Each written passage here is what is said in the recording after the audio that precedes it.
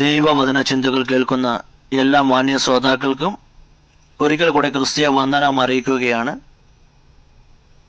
അപ്പോസ്തലപ്രവൃത്തിയുടെ പുസ്തകം 13-ാം അധ്യായം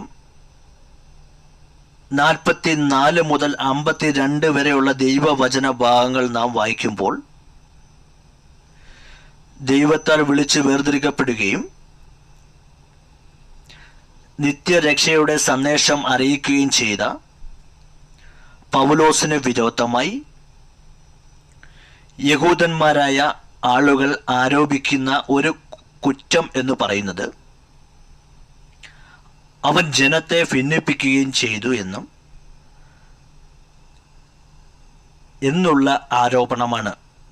യഹൂദ റബിമാരായ ആളുകളുടെ കീഴിൽ ജനം സന്തോഷത്തോടെ അവർ പറയുന്നത് കേട്ടനുസരിച്ചത് മുന്നോട്ട് പോകുമ്പോൾ റബിമാരായ ആളുകൾ പറയുന്ന സുവിശേഷത്തിലൂടെ നിങ്ങൾക്ക് നിത്യജീവന് നിത്യരക്ഷ പ്രാപിക്കുവാനും കഴിയുകയില്ലെന്നും കർത്താവായ യേശുക്രിസ്തുവിൽ കൂടെ മാത്രമേ മനുഷ്യൻ്റെ രക്ഷ പൂർണ്ണമാകുകയുള്ളൂ എന്നും പൗലോസ് ശക്തമായി പ്രസംഗിക്കാൻ നിമിത്തം പൗലോസിനോട് റബിമാർക്ക് അസൂയ ഉണ്ടാവുകയും പൗലോസിനെ ദുഷിച്ചുകൊണ്ടും അവർ സംസാരിക്കുവാൻ തുടങ്ങി എന്നുള്ളതാണ്. യഥാർത്ഥമായ രക്ഷാമാർഗം പൗലോസ് വിളിച്ചു പറയുമ്പോൾ രക്ഷയ്ക്ക് വേണ്ടി പൗലോസ് പറയുന്ന വഴികൾ ആവശ്യമില്ലെന്നും ഞങ്ങൾ പറയുന്നത് കേട്ട് നിങ്ങൾ മുന്നോട്ട് പോകേണ്ട ആവശ്യമുള്ളെന്നും പറയുക നിമിത്തം ജനത്തിൻ്റെ ഇടയിൽ അല്പമായ ഭിന്നതകൾ ഉണ്ടാവുകയും ഒരു പറ്റം ആളുകൾ പൗലോസ് പറയുന്നത് ശരിയാണെന്നും മറ്റൊരു കൂട്ടം ആളുകൾ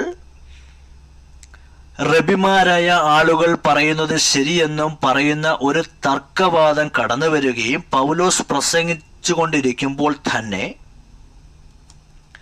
അവർ പൗലോസിനോട്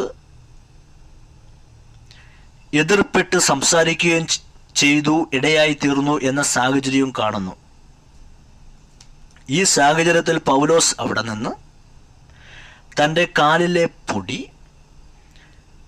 തട്ടിക്കളഞ്ഞിട്ട് മറ്റൊരു പട്ടണത്തിലേക്ക് കടന്നു പോകുന്നു.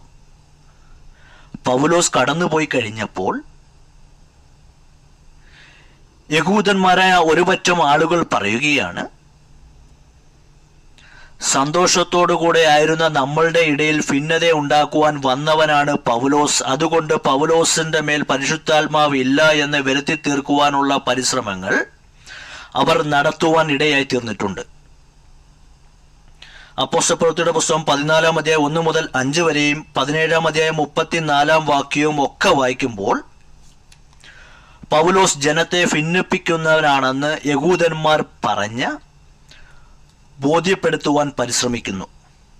എന്നാൽ ദൈവത്താൽ വിളിച്ച് വേർതിരിക്കപ്പെടുകയും ദൈവത്തിൻ്റെ മഹനീയ ശുശ്രൂഷകൾ ചെയ്യുവാൻ വേണ്ടി ആക്കി വെച്ചുകയും ചെയ്തിരിക്കുന്ന പൗലോസിന് വിരോധമായി നിരവധി കുറ്റ ആരോപണങ്ങൾ ഉയർത്തുകയും അതിൻ്റെ ഒന്നും നടുവിൽ ക്ഷീണിച്ചു പോകാതെ തൻ്റെ ജീവിതത്തിൻ്റെ അവസാന നിമിഷം വരെയും താൻ ഒരു കാര്യം വളരെ കൃത്യമായി ഓർമ്മപ്പെടുത്തുകയാണ്, മറ്റൊരുത്തനിലും രക്ഷയില്ല, രക്ഷിക്കപ്പെടുവാൻ ഒറ്റ ഒരു ഇടമേ ഉള്ളൂ, രക്ഷപ്പെടുത്തുന്നുള്ള ഒരു ഒറ്റ നാമമേ ഉള്ളൂ എന്നും താൻ വിളിച്ചു പറയുകയും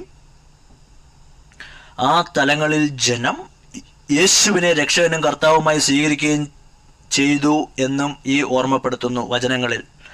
ആകയാൽ എന്നെ കേൾക്കുന്ന എൻ്റെ പ്രിയപ്പെട്ടവരെ, യേശു ക്രിസ്തുവിലുള്ള നിത്യരക്ഷ നിങ്ങൾ പ്രാപിക്കുവാൻ വേണ്ടി ഒരു പറ്റം ആളുകൾ ദൈവത്താൽ വിളിച്ച് വേർതിരിക്കപ്പെട്ടു നിയോഗിക്കപ്പെട്ട അഭിഷക്തന്മാർക്ക് വിരോധമായി കുറ്റാരോപണങ്ങൾ ഉയർത്തുമ്പോൾ അതിനു മുൻപിൽ തളർന്നു പോകുന്നവരോ ആ വാക്കുകൾ കേട്ടിട്ട് സത്യത്തെ വിട്ടുപോകുന്നവരോ ആയി നാം തീരാതെ സത്യത്തിന് വേണ്ടി നിലനിൽക്കുവാനും അതിനുവേണ്ടി നമ്മൾ സമർപ്പിക്കണം. അതിന് ദൈവം നിങ്ങളെ സഹായിക്കട്ടെ. കരുണയുള്ള സ്വർഗസ്ഥ പിതാവേ, സത്യത്തെ ഞങ്ങൾ തിരിച്ചറിഞ്ഞുകൊണ്ട് നിത്യരക്ഷയെക്കുറിച്ച് വളരെ കൃത്യമായി മനസ്സിലാക്കിക്കൊണ്ടും ഞങ്ങളുടെ ജീവിതയാത്ര മുന്നോട്ട് കഴിപ്പാൻ ഈ ദൈവവചന ചിന്ത കേട്ട എല്ലാവരെയും ദൈവം സഹായിക്കണമേ.